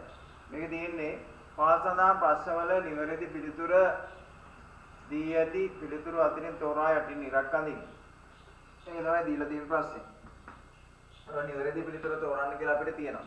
right එහෙනම් අපි බලමු කොහොමද මේකට අදාළ පිළිතුර හොයන්නේ කියලා අපි බලමු. මම හිතනවා ඔයාලා මේකට උත්තරේ හොයාගන්නත් ඇති නේද පුතේ? right. අපි යනන් දන්නවා. ඔව්. 8 වරක් 5 විදියට ගන්නවා පුතේ 40යි. නේද? එහෙමනම් අපිට 8 වරක් 5 40 විදියට ගන්න පුළුවන්. පැහැදිලි මෙතන නේද පුතේ මේ 8 ගුණ කිරීම 5 සමානයි 40 විදියට මෙතන ඇවිල්ලා තියෙනවා. right ඊළඟට 8යි 5යි අපි එකතු කරනවා පුතේ. එතකොට අපිට එනවා උත්තරේ 13ක් කියලා. නේද? දැන් අපිට පුළුවන් මේ 40න් මේක ලියා ගන්න සටහන් කරගන්න පුතේ 40න් 13ක් අඩු කරලා උත්තරේ 27යි කියලා මෙතන දාලා තියෙනවා. මේ රටාවන් කීපේ පොඩක් තීරුම් ගන්න වෙනවා. නේද? right. දැන් එවනම් බලමු අපි ඊළඟ අවස්ථාවේදී මේ බලන්න පුතේ 6 වාරයක් 5 30යි කියලා ගුණ කරලා මෙතන පිළිතුර දාලා තියෙනවා. පැහැදිලි.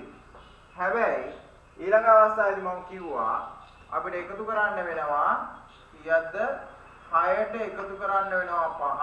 එතකොට 11යි කියලා එනවා. දැන් එහෙනම් මේ 30න් හොඳට බලා ගන්න පුතේ 30න් අඩු කරලා දෙනවා 11ක්. එන උත්තරේ 19යි කියලා මෙතන දාලා තියෙනවා. දැන් එහෙනම් අපි හැම මොහොතකම කියන දෙයක් තමයි අදාළ හිස්තැන හොඳට තේරුම් ගන්න ඕනේ. ඒ හිස්තැන හා සමාන අනෙක් තැන් වලට උත්තරය ආවේ කොහොමද කියලා හොඳට තේරුම් ගන්න ඕනේ. ඒ වලට හිස්තැන දිහා බලාගෙන කොච්චර ඉඳලා ඒ හා සමාන කොච්චර බලාගෙන හිටියත් වැඩක් නැහැ. එහෙනම් හිස්තැන හා සමාන අනිත් ස්ථාන දෙකේම ඇවිල්ලා තියෙන එකම රටාවකටද කියලා අපි බලන්න. සමහර විට පළවෙනි එකේ ආපු රටාව දෙවෙනි එකේ ඇවිල්ලා නැත්නම් ඔයාලා හිතපු රටාව වැරදි. නේද? එතකොට අපි තේරුම් ගත යුතු දෙයක් තියෙනවා එහෙනම් කලින් තියෙන සංඛ්‍යා දෙක පුතේ පෙර සංඛ්‍යා ස්ථාන දෙකට ඇවිල්ලා තින්නේ උනේ එකම රටාවකට ඇවිල්ලා තියෙනවා. දැන් එහෙනම් අපිට පැහැදිලි පළවෙනි රූප සටහනේ ක්‍රමයටම තමයි දෙවෙනි රූප සටහනේත් සංඛ්‍යාංක එන්නේ. ඒ ගණිත කර්ම ටික ඒ විදිහටම කරපුවාම අපිට එහෙනම් ඇවිල්ලා තියෙනවා. right එහෙනම් අපි බලමු ඊළඟ අවස්ථාවේදී ඒ විදිහට ඇවිල්ලා තියෙනවද කියලා. right එහෙනම් අපි මොකද කරන්නේ පුතේ? ඔව් 4 ගුණ කරනවා 9න් ගුණ කරනවා. 4 9න් ගුණ කරපුවාම එහෙනම් උත්තරේ 36යි. දැන් ඔන්න ලියා ගන්න 4 ගුණ කිරීම 9 සමානයි 36යි කියන පිළිතුර අපිට ඇවිල්ලා තියෙනවා. දැන් ඒක සටහන් වෙලා තියෙනවා මේ ත්‍රිකෝණය ඇතුළත. දැන් ඊට පස්සේ 4ට අපි එකතු කරනවා පුතේ 9ක්. හරිද? අපිට උත්තරේ එනවා කීයද? 13ක් එනවා. 13ක් එනවා. හරිද? දැන් එනවා අපි මොකද කරන්නේ පුතේ? මේ 36න් 13 අඩු කරනවා. 36න් 13ක් අපි අඩු කරනවා. 36න් 13ක් අඩු කරපුවාම අපිට 6න් 3ක් අඩු කරා 3යි. 3න් එකක් අඩු කරනවා 2යි. 23 කියන උත්තරේ එනවා. දැන් බලන්න ඔයාලගේ පිළිතුරු වල 23 උත්තර තුනේ තියෙනවද කියලා. ඔව් වෙන අපිට පැහැදිලි පළවෙනි උත්තරේ 23 කියලා තියෙනවා. එහෙනම් අපි හිතපු රටාව නිවැරදි. ඒ නිසා තමයි එහෙනම් ඔයාලගේ උත්තරේ හරි. නේද පුතේ? ඔය වුණාම ඔන්න 23 කියන උත්තරේ තමයි නිවැරදි උත්තරේ විදිහට තියෙන්නේ. පුංචි වෙලාවක් දෙනවා සටහන් කරගන්න. ක්‍රමය අපි වටිනවා පුතේ. මේ හා සමාන ගණන් අනන්තවත් අපිට එනවා හදන්න. ඒ නිසා පොඩක් අපි වැඩිපුර හිතන්න ඕන. ඒ වගේම තමයි කුඩා සංඛ්‍යා ළඟ පුතේ ඔන්න තේරුම් ගන්න ඕනි දෙයක් තියෙනවා. කුඩා ඉලක්කම් ගාව විශාල සංඛ්‍යා ලැබිලා තියෙනවා නම් ඔයාලගේ ගණිත ගැටළු වල ඔයාලා තීරණය කරන්න ඕනේ අනිවාර්යයෙන්ම පුතේ එතන ಗುಣ කිරීමක් සිද්ධ වෙලා තියෙනවා. ಗುಣ කිරීමක් සිද්ධ වෙලා තියෙනවා. ඒ නිසා තමයි කුඩා ඉලක්කම් මතල තියෙන විශාල සංඛ්‍යා ගොඩ නැගිලා තියෙන ಗುಣ කිරීමක් මත. ඒක අපි සාමාන්‍යයෙන් තේරුම් ගත යුතු දෙයක්. එහෙම හිතාවොත් එහෙම අපිට තාම පහසුවේ මේවා සිද්ධ වෙලා තියෙන මොන ගණිත කර්ම වලටද කියන එක තේරුම් ගන්න පුළුවන්. හරිද? ඉතින් මම පුංචි වෙලාවක් දෙනවා පුතේ. මේක සටහන් කරගන්න ඔයාලා ඉක්මනින්ම.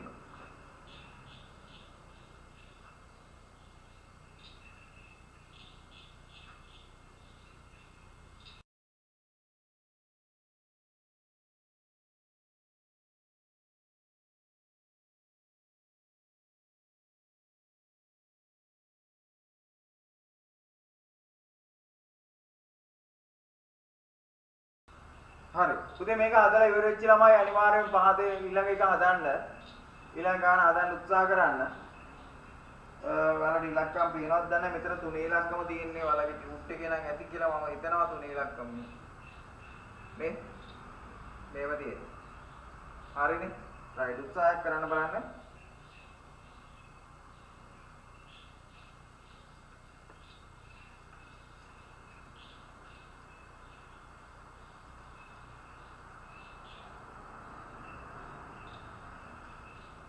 හරි. එහෙනම් අපි බලමුනේ 37 වෙනි ගාන.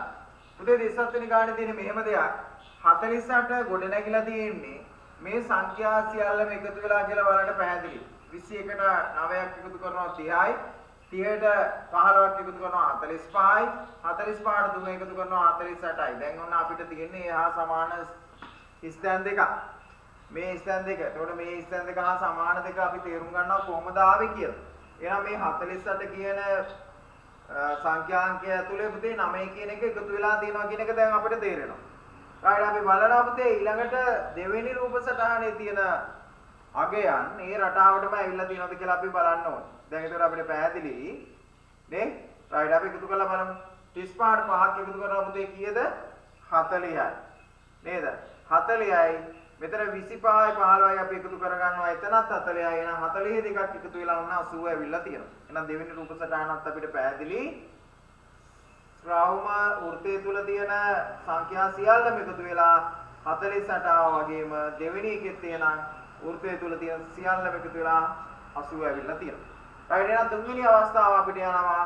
දැන් එහෙනම් අපිට තුන්වෙනි අවස්ථාවෙත් මේ සංඛ්‍යා ටික ඔක්කොම එකතු වෙලා තියෙනවද කියලා අපි බලන්න වෙනවා. right එහෙනම් බලමු අපිට වැදගත් වෙනවා පුතේ පිළිතුරු ටික. ඉතාලම වැදගත් වෙනවා. පිළිතුරු ටික අපිට අනිවාර්යයෙන් වැදගත් වෙනවා.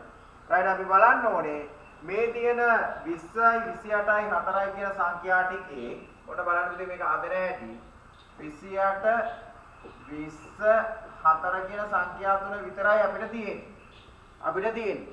දැන් එහෙමනම් අපිට පිළිතුරු ඔස්සේ හොයන්න වෙනවා. නේ? right. එහෙනම් අපි බලමු පුතේ මෙතන 12යි 1යි මෙතන 52ක් කියලා අපිට පිළිතුරු එනවනේ.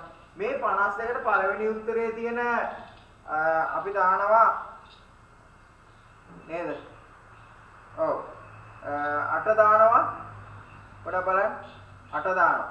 එතකොට එනවද 8 දාපුවාම අපිට ඔන්න 8 දැම්මා අපි එතකොට 60ක් කියලා එන්න ඕනේ නේ. එහෙනම් පළවෙනි උත්තරේ එක තියෙනවා නේද පුතේ? පළවෙනි උත්තරේම අපිට තියෙනවා. උත්තරේ වැරද්දක් නැහැ නේ අපිට නේ. පොඩ බලන්න පුතේ 28යි එතන අපි එකතු කරනවා 20යි එතන 4යි අපි එකතු කරනවා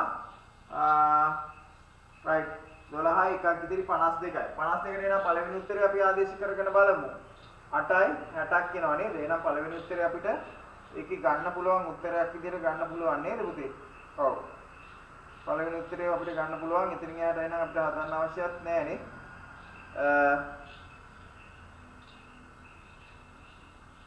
ඔව්. right එහෙනම් පුතේ පළවෙනි උත්තරේ අපිට ගන්න පුළුවන් නිවැරදි පිළිතුර විදිහට. right. අපි යමු ඊළඟ ප්‍රශ්නෙට. හරි.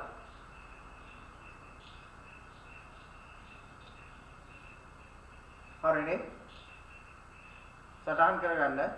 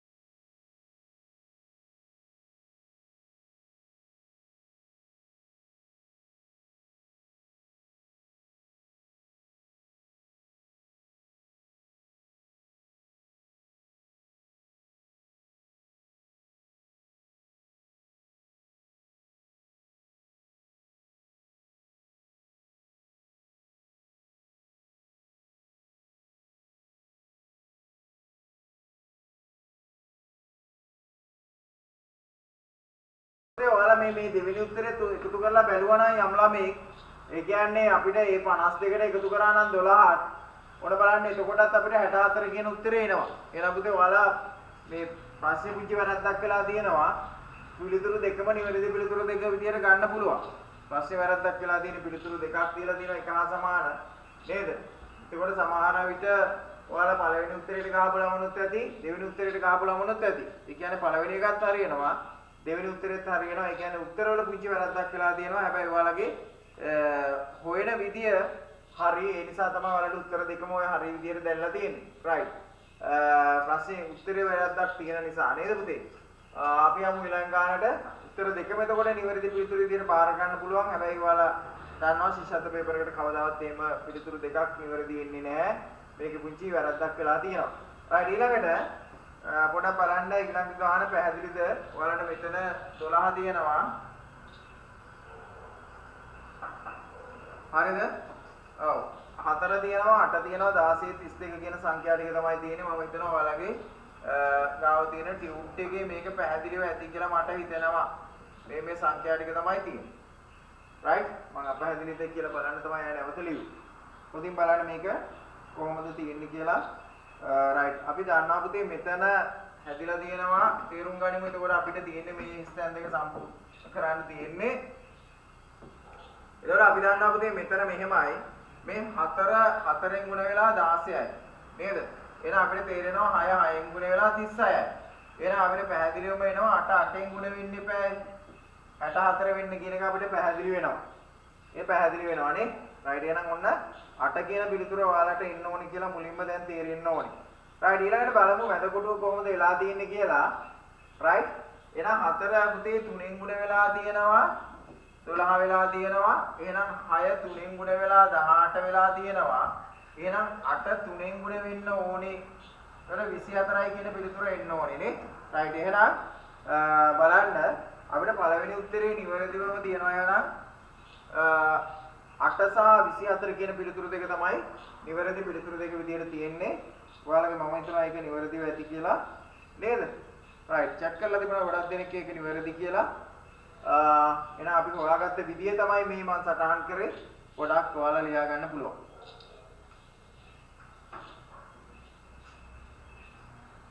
right අපිට තියෙන පුතේ ඊළඟට 39 වෙනි ගාන තියෙන්නේ. 39 වෙනි ගාන තියෙන්නේ. පාත ප්‍රශ්න වල රටාව අනුව ඊළඟට ආයතු රටාව නොගැලපෙන පිළිතුර තෝරන්න. මේක දගන්න වචනේ තමයි පුතේ මේක. මොකද්ද?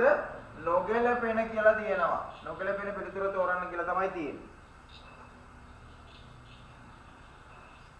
හරිද?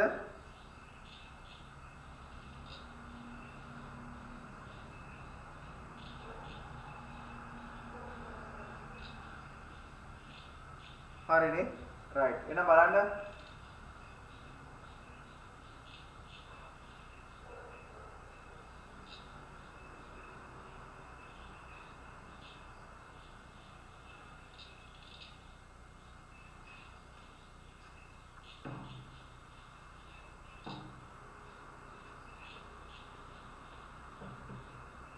හරිනේ. right. එතකොට පුතේ එහෙනම් බලන්න නොගැලපෙන පිළිතුර විදියට අපිට තියෙනවා 39 වෙනි ගාන හොයන්න. අපි දන්නවා හරි ලේසි ඒක නේද? right 4 4න් ගුණ වෙලා මේ පැත්තට 16ක් වෙනවා. 7 7න් ගුණ වෙලා 49ක් වෙනවා. 5 5න් ගුණ වෙලා 25ක් වෙනවා. 2 2න් ගුණ වෙලා 4ක් වෙලා තියෙනවා. ප්‍රතිවිරුද්ධ පැත්තට තමයි අගයන් දාලා තියෙන්නේ. 3 3න් ගුණ වෙලා 9ක් වෙලා තියෙනවා. 6 6න් ගුණ වෙලා 36ක් කියලා දාලා තියෙනවා. right එහෙනම් අපි බලමු පළවෙනි උත්තරේ කොහොමද එනවද කියලා පොඩ්ඩක් බලමු.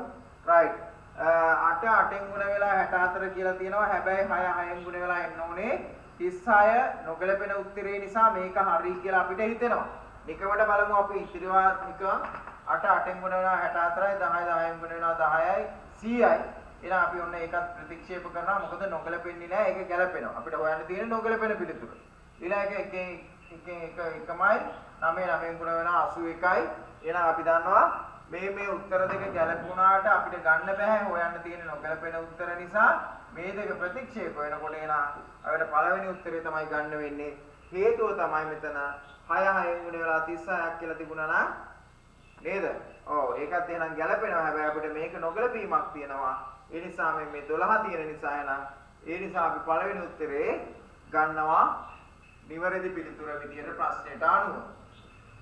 රයිට් අපි යමු ඊළඟට 40 වෙනි ගාන ටිකක් මේකෙත් එහෙමයි. හිතන්න තියෙනවා ගොඩක් නොගැලපෙන උත්තරේ හොයන්න තියෙන්නේ. අපිට බැලුව බැලමට පේනවා පුතේ 5 15 10 එකතු වෙලා 30යි. 8 24 16 එකතු වෙලා 48යි. හැබැයි 3 9 10 එකතු වෙලා 18යි කියලා අපිට තේරෙනවා. රයිට් අපි මේ ටිකෙත් බලාගෙන අපි ඔහොම යමු. 1 3 2 කියන සංඛ්‍යා තුන එකතු වෙලා 6යි. මැදට එකතු වෙලා තියෙනවා.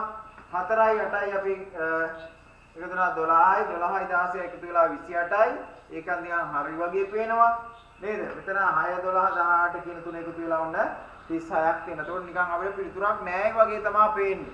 නේද? මොකද ඔක්කොම ටික අර රටාවටම තියෙනවා. හැබැයි නොගැලපෙන එකක් අපිට හොයන්න තියෙනවා. අපි දන්නවා මේ මෙතන මේ බලන්න පුතේ අපිට හොයාගන්න තියෙනවා තව ක්‍රමයක්. ඒක තමයි මේ බලන්න හැම අවස්ථාවකදීම 15 දෙකෙන් ගුණ වෙලා 30යි 24 දෙකෙන් ගුණ වෙලා 48යි 9 දෙකෙන් ගුණ වෙලා 18යි කියලා මෙතන තියෙනවා. හැබැයි මෙතන අපි රටාව බලමු 3 දෙකෙන් ගුණ වෙලා 6යි. හැබැයි පුතේ මේ මෙතන පුංචි වෙනසක් තියෙනවා. 16 දෙකෙන් ගුණ වෙලා 32 වෙලා නැහැ මෙතන. හැබැයි මෙතනක් තියෙනවා 18 දෙකෙන් ගුණ වෙලා 36ක් කියලා. එහෙනම් පුතේ මේ මෙතනින් තමයි අපිට අල්ලගන්න වෙන්නේ ස්ථානය. වැරදි ස්ථානයක් විදියට තියෙන්නේ 16 දෙකෙන් ගුණ වෙලා 32ක් කියලා තියෙන්න ඕනේ. හැබැයි තියෙන 28යි. එහෙනම් අපිට හොයන්න තිබුණේ නොගැලපෙන උත්තරේ. එහෙනම් අපි හොයා ගන්නවා දෙවෙනි එක තමයි නොගැලපෙන පිළිතුර විදියට නිවැරදි පිළිතුර වෙන්නේ එහෙමනම් දෙවෙනි එක. නේද? නොගැලපෙන පිළිතුර තෝරන්න තිබුණේ ඒකේ පිළිතුරු අංක 2 තමයි එහෙනම් නොගැලපෙන පිළිතුර බවට පත් වෙන්නේ. එහෙනම් ඔයාලා 40 වෙනි ප්‍රශ්නේ දෙවෙනි පිළිතුර ලකුණු කරලා තියෙනවා නම්